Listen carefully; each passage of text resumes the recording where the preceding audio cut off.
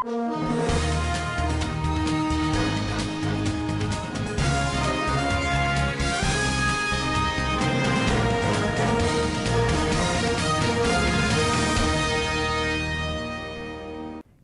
to slap Nigerians involved in undermining electoral process with visa restrictions.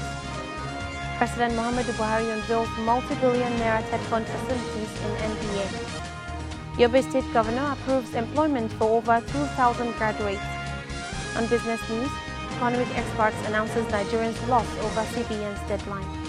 On international news, former President Trump to return on Facebook and Instagram. On sport updates, Boso drops 4 players ahead of Under-20 AFCON.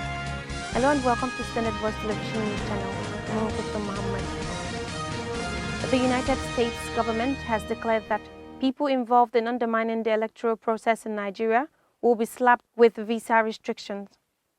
U.S. Secretary of State Antony Blinken in a tweet said his country supports Nigeria's democratic process and desires to uphold the rule of law.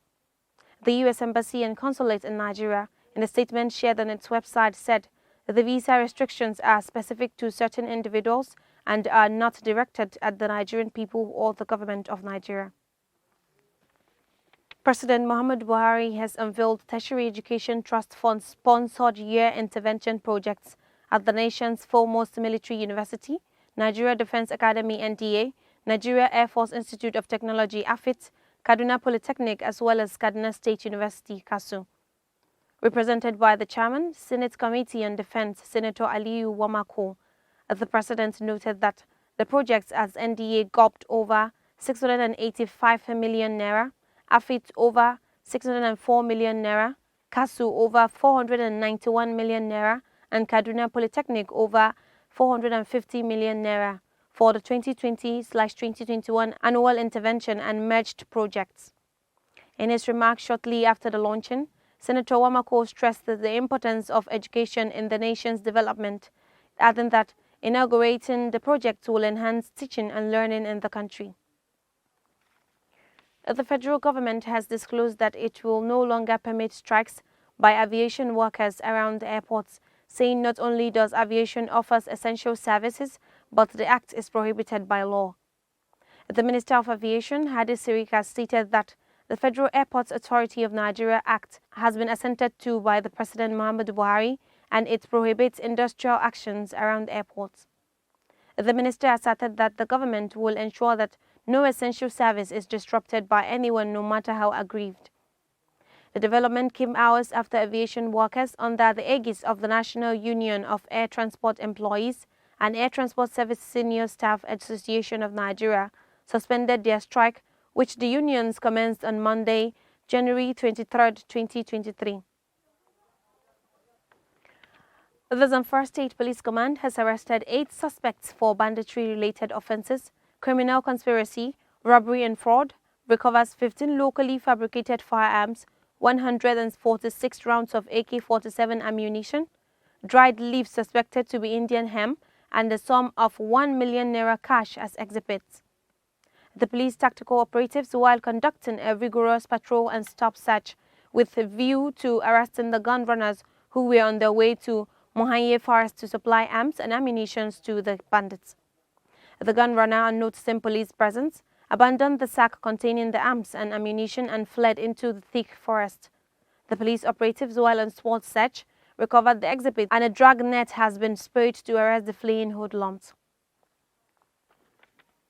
4 NNPP National Assembly candidates in Zamfara State have abandoned their candidature and the NNPP to join the Matawale APC in the state.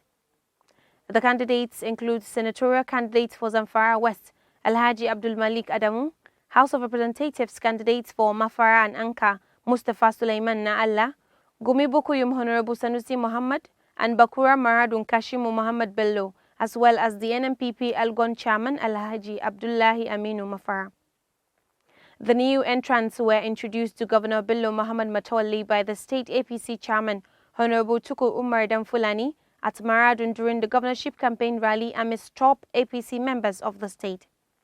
The candidate informed the governor that they were attractively compelled to join him and the APC following the sterling efforts of the governor in the fight against armed bandits and other crimes bedeviling the state.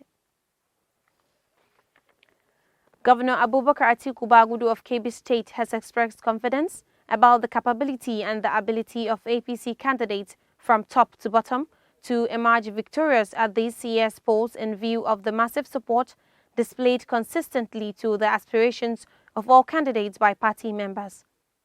The governor made this known while addressing thousands of APC members at a campaign rally in Gwandu, headquarters of Gwandu local government, in the course of statewide campaign in preparation of the 2023 general elections. Governor Bagudu conveyed the message of President Muhammadu Buhari to the gathering, urging all those who voted for him in 2015 to clinch the presidency to repeat the same feat for the APC presidential flag bearer Asiwaju Ahmed Bola Tinubu, as well as all APC contestants. President Muhammadu Buhari has arrived Katsina, his home state, on a two-day official visit to commission some selected projects executed across the 3 senatorial districts of the state. The presidential aircraft conveying the #1 citizen and his entourage touched down at the Umaru Musa Yar'Adua Airport, Katsina. For more on the story, our correspondent Zainab Abdulasiu has the details. The president was received by the executive governor of Katsina State, Aminu Musari, and his cabinet. Mr. Buhari arrived at Katsina after the second Dakar International Conference on Agriculture in Dakar, the Senegalese capital. The projects to be commissioned were mostly executed in the last 7.5 years by the Musari-led administration. The state government had earlier in a statement declared Thursday and Friday as work-free days to enable all workers within the state and local government workforce to welcome the president. Zainab Abdulwasiyu reporting for Standard Voice Television. Governor Mai Malabuni of Yobe State has approved the employment of 2,670 graduates. This was contained in a statement signed by the Rector General Press and Media Affairs to the Governor, Alhaji Maman Muhammad in Damaturu. He said 890 of the beneficiaries possess degree, 890 comprise of higher national diploma and national diploma graduates, while 890 were NCE holders. The governor said that the employment would provide graduates with job opportunities and to fill existing gaps required for efficient service delivery in the state, adding that the beneficiaries were drawn across the 178 political wards in the 17 local government areas of the state. Now on business update.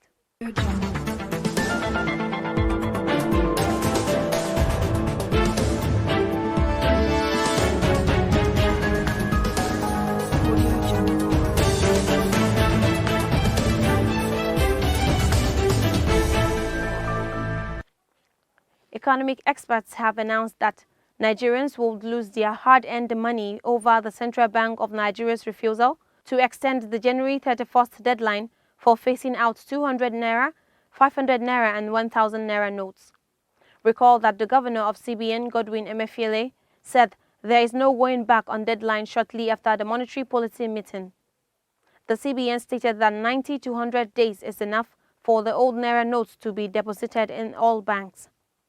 The Chief Executive Officer of the Center for the Promotion of Private Enterprise, Dr. Muda Yusuf, said the most realistic option is for CBN to extend the deadline. Dr. Muda said it is evident that CBN has production and logistics challenges regarding the new banknotes, noting that the CBN's stance on not shifting the deadline would have consequences for Nigerians. Now on international news.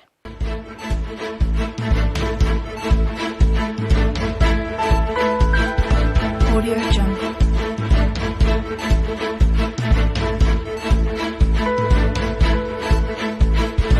Audio Jungle.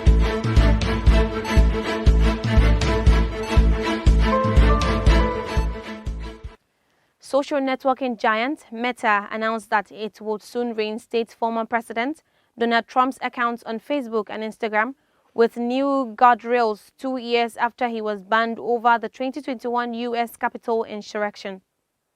The Republican leader, who has already declared himself a 2024 presidential candidate, could be suspended for up to 2 years for each violation of platform policies.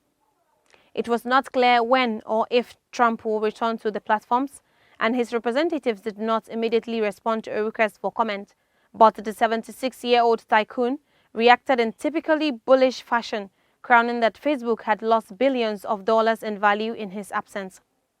Facebook banned Trump a day after the January 6, 2021 uprising, when a mob of his supporters seeking to halt the certification of his election defeat to Joe Biden stormed the U.S. Capitol in Washington. Now in sport update.